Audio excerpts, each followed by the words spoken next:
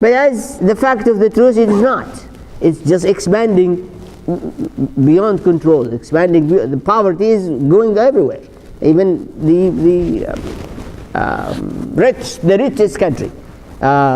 Basically, the gap is growing and growing and growing. So, your justification that you do this because you don't want to be limited in your sustenance has no basis.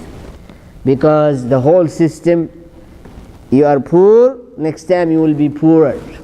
Now you are not going that direction, you are going to go that direction. And the number will just go, and that is basically because of this injustice, immorality, breaking all the prohibitions of Allah subhanahu wa ta'ala, and thinking interest is a source of building wealth. It's false. Interest is not a source of building wealth. Where is the wealth? Okay, interest, this has been going on for centuries, that we take interest. But the world is getting poorer.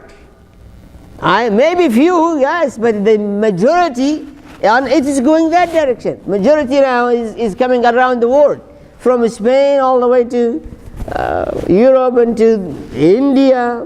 There are millions, hundreds of millions, cannot have a piece of bread every day in India.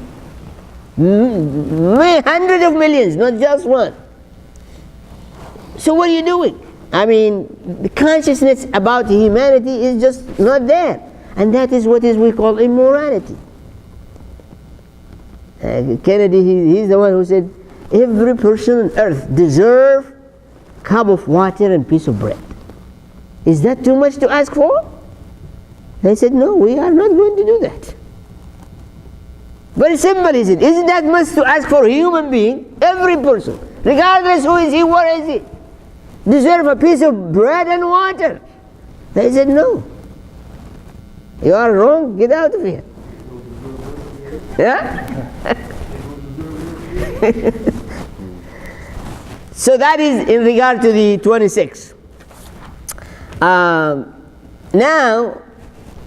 the next chapter is something we need to come down, have good intention, ready to absorb and reflect. It's a spiritual charge.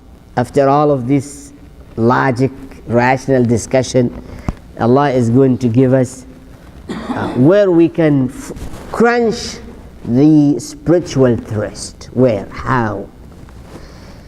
ويقول الذين كفروا لولا أنزل عليه آية من ربه قل إن الله يضل من يشاء ويهدي إليه من أناب الذين آمنوا وتطمئن قلوبهم بذكر الله ألا بذكر الله تطمئن القلوب الذين آمنوا وعملوا الصالحات طوبى لهم وحسن مآب.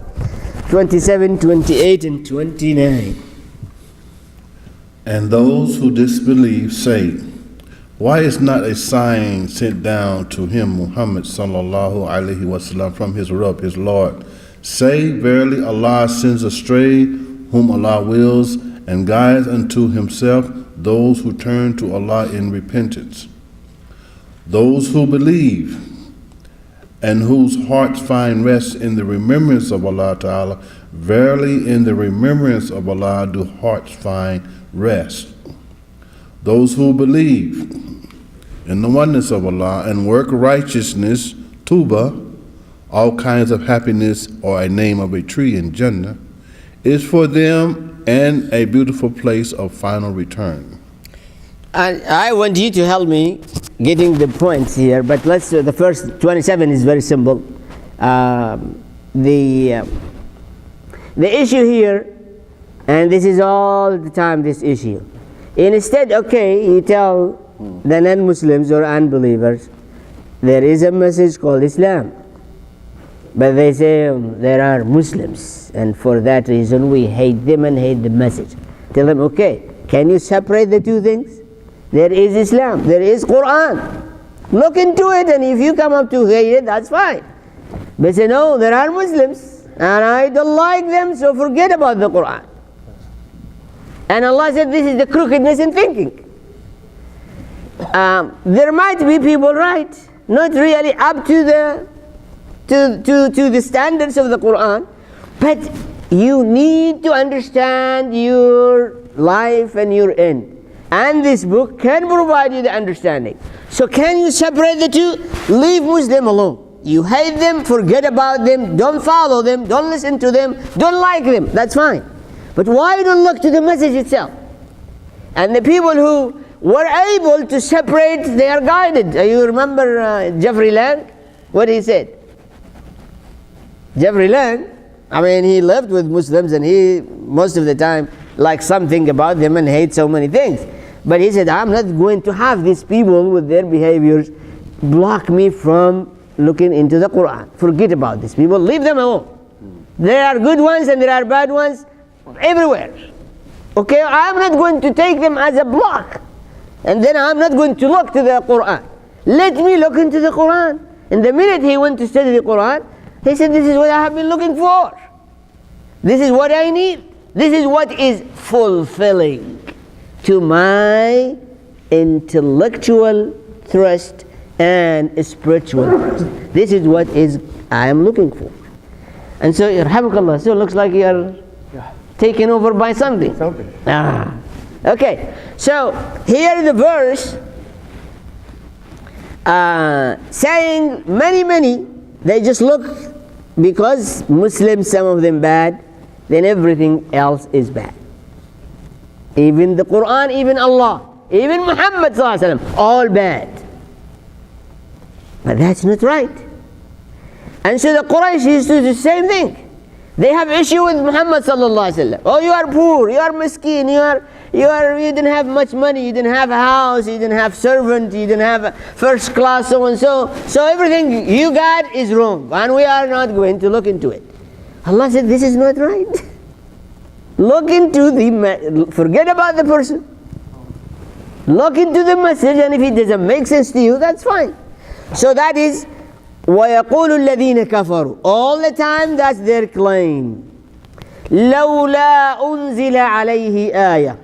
We need a science, a miracle, a golden mountain to come with Muhammad.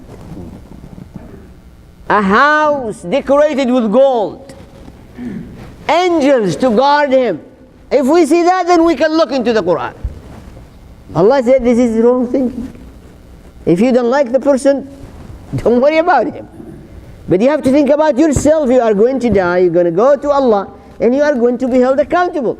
So look to answers that answer your call and enlighten you and bring Iman in your heart, regardless to the people.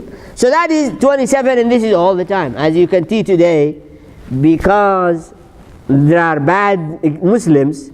They say Islam is bad, Quran is bad, Muhammad is bad, even Allah is bad. And that is to tell you, basically, that there is something wrong with their way of thinking. Really, there is something wrong with their way of thinking. Now, when we come to the second one, I want you to listen again and count the qualities. Go ahead. You start from the end.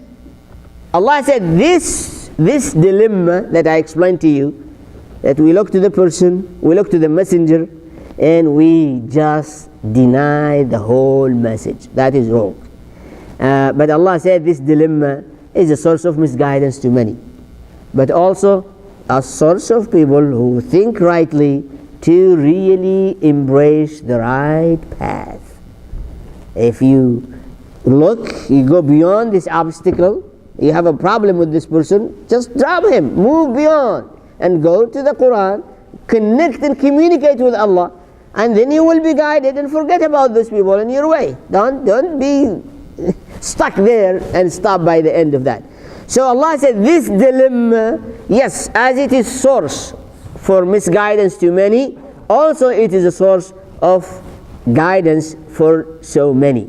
And that is يَهْدِي إِلَيْهِ مَنْ أَنَابَ.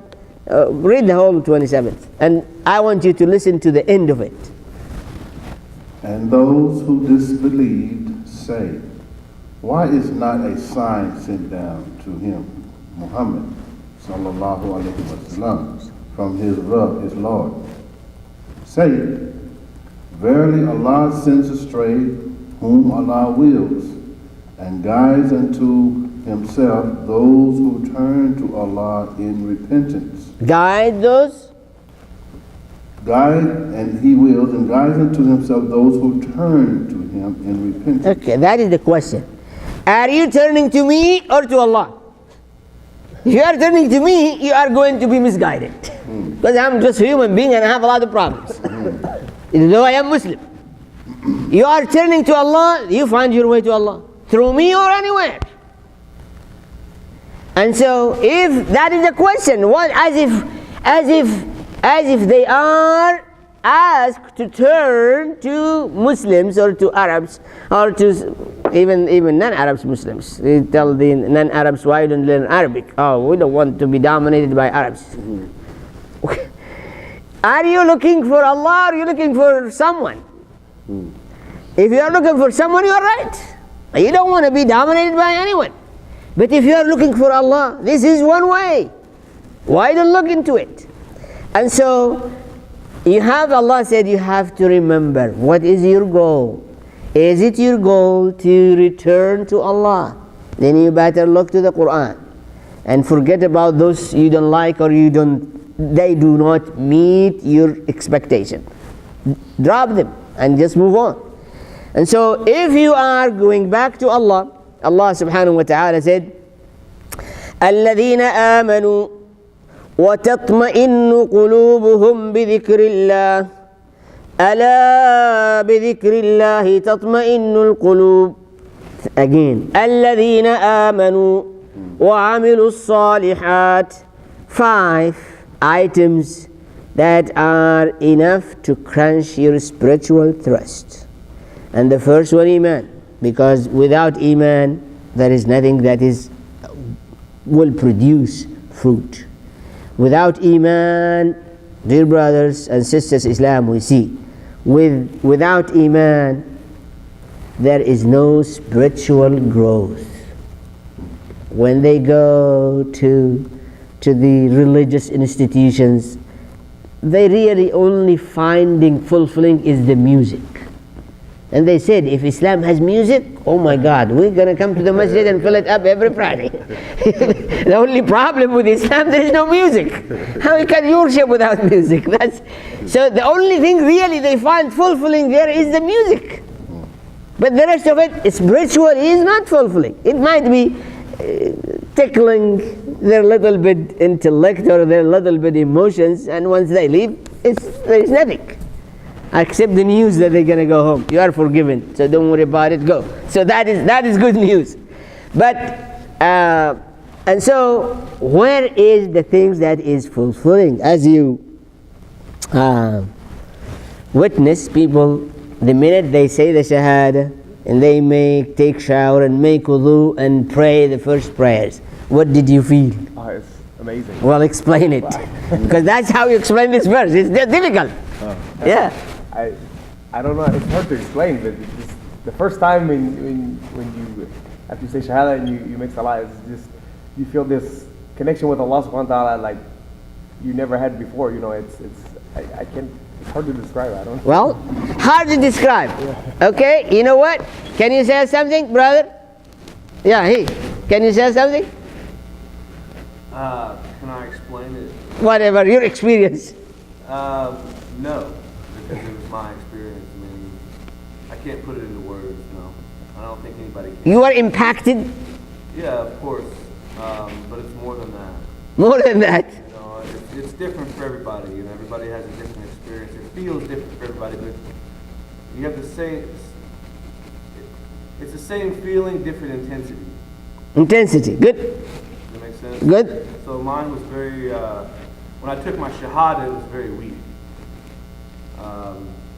And then it was 6 years ago. It wasn't very strong. But recently, within this last year, my faith has just exploded. So what my is Shahada was different than right? his. Fine.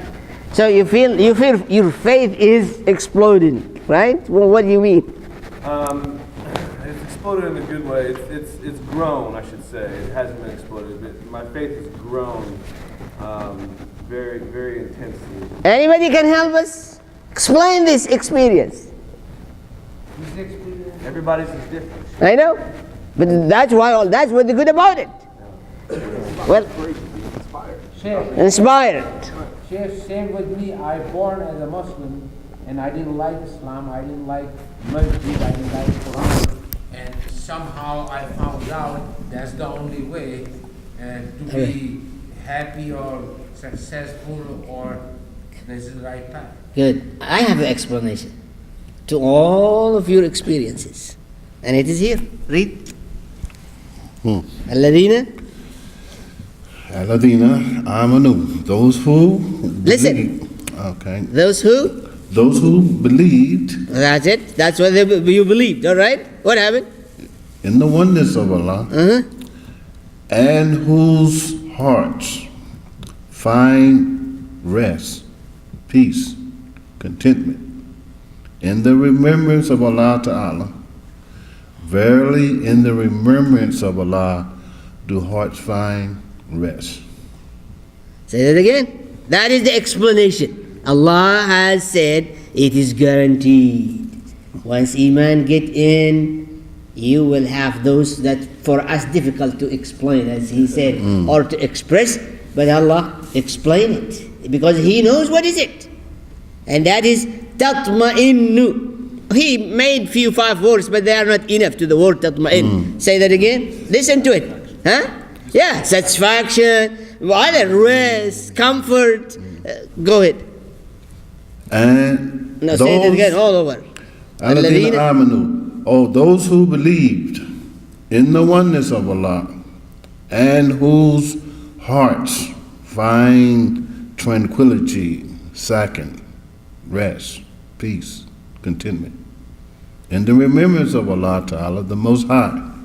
Verily, in the remembrance of Allah Ta'ala do hearts find tranquility, rest, peace, satisfaction. Now, as you can see, the next statement confirming, Allah said this is a law, that the remembrance of Allah will bring that satisfaction, that spiritual growth, that the thirst of spirituality will be quenched. As you were thirsty and you drink good drink and you feel you are really, really water.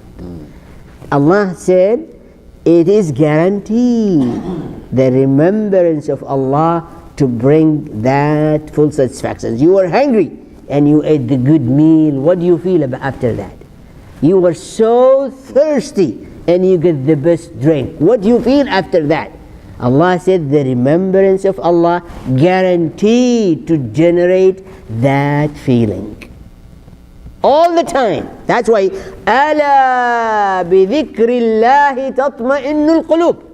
It is a statement firm and confirming continuously that it is guaranteed that experience, that feeling will result, so long you have iman, will result by the remembrance of Allah subhanahu wa ta'ala. And so there are, as he said, also it is from time to time. Sometimes you come and pray and you feel that satisfaction. Sometimes you just make the dua and you sit by yourself and just send tear and you feel that satisfaction. Sometimes you mention the name of Allah or you hear something. It's not continuous, but it's accumulated. It comes and goes, but what comes and comes, it's added and accumulated. So you feel the growth is there, by though some moments you don't feel it there. But everything, it is additive effect. Each one add to the other one and build up that iman. Now, this is a precious treasure Allah has given us. Why? Because this is what the other people miss. They go through experience and then they just go into depression, frustration, anger, disappointment, darkness, and they go further to do some things to themselves or others. You as a Muslim and a mu'min, you have something very effective available to you all the time, guaranteed result, that you feel happiness, rest, satisfaction, pleasure, and the thirst and hunger being quenched. And that's why you really we are blessed one. You should thank Allah too. You should resort to it and take much of it. If that's how you feel, you should never stop taking more of it. And at the same time, I feel sorry for others. I feel sorry for them. That's what they are missing. And you can tell people, they just come, they are not a believer, they come and sit and pray with us. They feel that. They are even not a Muslim. But they say we feel it when we come and visit or talk or sit. This is what is it? Ala bi dhikrillahi tatma'innul qulub. Say that statement. That statement, you need to take it and engrave it in your head and use it all the time. That's a prescription of Allah to all emotional disturbances. All emotional disturbances, this is the prescriptions of Allah. Say that again. Those who believed and whose hearts find rest in the remembrance of Allah Ta'ala, verily in the remembrance. Yeah, that's what I want you to. Verily in the remembrance of Allah Ta'ala do hearts find rest and contentment. Say that again. That is the statement. That is the prescriptions. Verily, surely, that's what Allah is saying. In His remembrance, heart will rest. Verily in the remembrance of Allah Ta'ala do hearts find rest. This is the best gift Allah has given us. It is available to all of us. And it is guaranteed even non-mu'min. If you sit and remember Allah in a right way, it will get that effect to you. And I think we told you, this Dr. Ahmed Al-Qadhi in Panama City has a clinic to cure and heal people with emotional disturbance by the Quran, the non-Muslims. And the hospital is a hospital right now, it's still running. The guy already passed away, but the hospital is there. Hospital has, 16 beds and always full. Non-Muslims, they come and just get in there, and there is a recitation of Quran in every room in a certain way, and every day so many times. All, with no exceptions, felt they are emotionally cured from their disturbance. Because this is the word of Allah. And it should not be doubt. That, and what you see, Ala bi dhikrillah. In the first verse, Allah has put Iman as a condition. But the next one, Allah said, even Iman is not a condition, prerequisite. That it's not prerequisite. That the remembrance of Allah will bring good, positive effect to all hearts. All. You remember Siraj Wahad story. One addict. He steal everything to sell and get some drugs. So finally he ran out of places. And they told him, if you go to the masjid, they will give you Quran and things. He went to the masjid and took Quran free, in order to go and sell it and buy drugs. And so he went everywhere, and nobody wants to buy it. He couldn't sell it. In New York, this is where his masjid, New York. For a long time he tried, he didn't sell it. He said, nobody's going to buy it, I'll sit and see what is in it. And he sat and started reading, and reading, and reading, and reading. Now he is the personal assistant of Siraj Wahad. This man always goes with him.